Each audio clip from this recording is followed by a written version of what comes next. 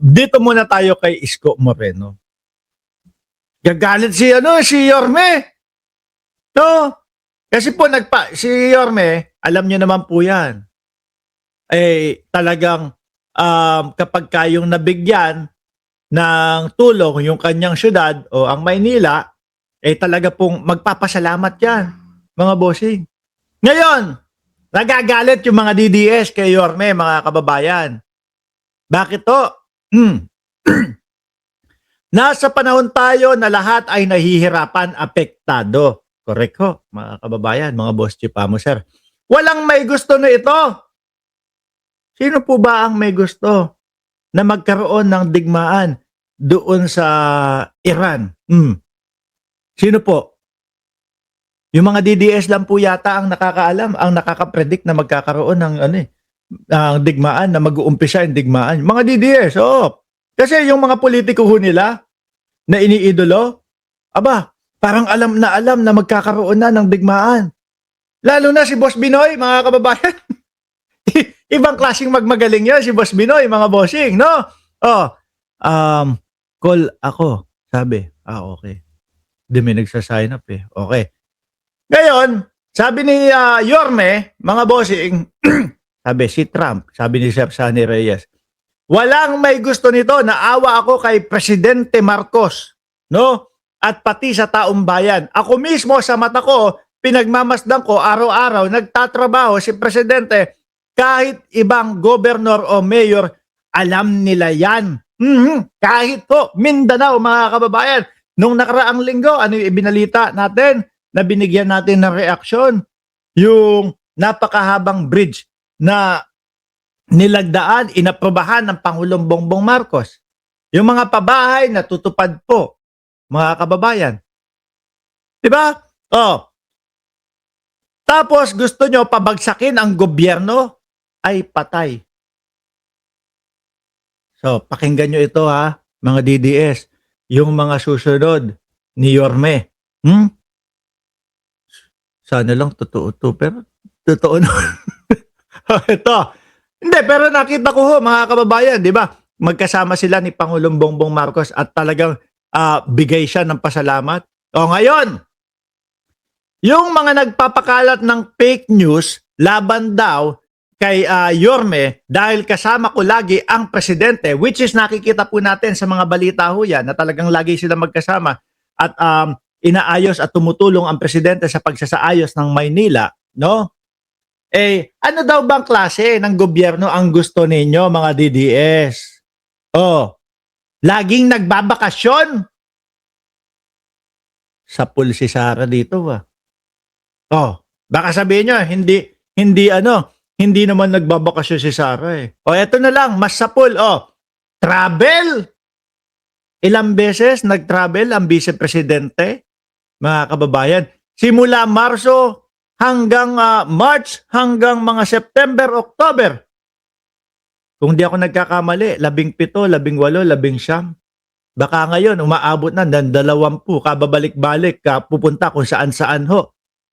Lalo na doon sa Hague. Travel! Umaasa sa tauhan niya. Umaasa sa tauhan niya, Bato, tsaka vice-presidente. Ang vice-presidente nakaasa doon sa tauhan niya. Ultimo nga ho yung mga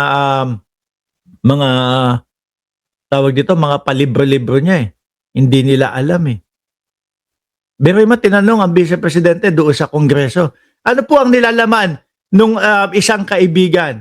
Kasi po, ito, si Risa Ontiveros, humingi po ng tulong sa amin yan nung panahon ng nangangampanya, no? Sabi ko, ano kinalaman nung eleksyon dito sa tinatanong? Gusto lang malaman kung gusto lang malaman kung ano yung nasa sa loob nung may isang kaibigan. Kasi po si Risa Ontiveros galit po sa akin, ayaw po kasi makikita nung mamamayang Pilipino o nung makakatanggap na mga magulang ng libro na na nandun po yung pangalan ko at baka maboto ako. Putik na yan, sabi ko. Kaya tinatanong yon para madinig, malaman ng Senado, malaman ng Senado malaman ng taong bayan kung ano yung proyekto na iyon. Papadala na lang po namin si Senadora Risa Ontiveros ng kopya. Sabi ko, hindi naman para kay Senadora Risa Ontiveros, para doon sa komite. O di po ba? Yun na lang simpleng-simple ho. Pangbata na yon. Bakit hindi sinasabi ng Vice Presidente kung ano yung nasa loob nun? Baka hindi alam. Baka, sige, bahala kayo, mag-produce kayo, kayo, gumawa kayo ng proyekto na isang libro. O yan, bahala na kayo dyan. At least sabihin nyo, proyekto ng Vice Presidente. Kaya ayun. Nung tinanong, ano po ang laman yan? Siguro pag binasa po ng matanda yan, ganun lang. Okay, alam ko na to. Sige, tungkol sa magkaibigan, ganito, ganyan. Yung isa mangga, hugis mangga. Di ba? Madali lang explain. Pambata na nga lang pero hindi ma-explain. Umaasa sa tauhan niya. Ganon na ba ang gusto ng tao? Ayaw ko nun. Walang gagawin. Puro politika, puro kampanya. Ang isip natin, palubog. Hindi po kami kasama dyan. No? Yung mga DDS lang po iyan. Yorme, Isko, Moreno. Di ba? Hugis, nakakatusok, sabi ni Chaicher. Bobita kasi. Pag nabuking siya, nagwawala na, nag-aamok. Yan naman po talaga ang estilo ng mga DDS ho, mga kababayan. Pagka yung ikaw nakikipagdebate, nakikipagsagutan ka sa mga DDS, pagka nakulong mo na, hindi mo na mapasagot, gagalit po yan, puro mura na ang sasabihin niya. Hindi, tapos sasabihin niya, hindi, bangag ka kasi. Bigla na pong ganun ang babanat niyan sa inyo. Hindi, ano ka kasi? Hindi, si adik ka kasi. Tokwa na. Pwede ba na makipag-usap kami ng maayos sa inyo? Kaso nga po, wala kasi talaga silang isasagot. Walang isasagot sa kadahilanan po, mga bossing, na wala silang naririnig na para kopyahin doon sa kampo nila. Ang naririnig po nila, lagi ay pinupolitika lang po sila. Ang lagi po nilang naririnig, mga kababayan, ay malakas kasi ang Vice Presidente sa 2028. Kaya, ayan, ini-impeach nila.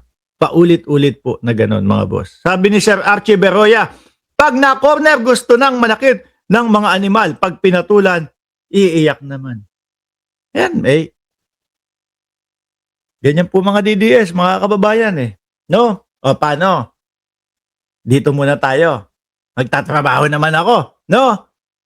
Magpapaalam muna ako sa inyo at alas 9 ng umaga, medyo maaga tayo, alas 9 o alas 8 ng umaga, naka-live na ho tayo mga Boss Chief Amo Sir. Paalam muna, hanggang sa muli at God bless po sa ating lahat.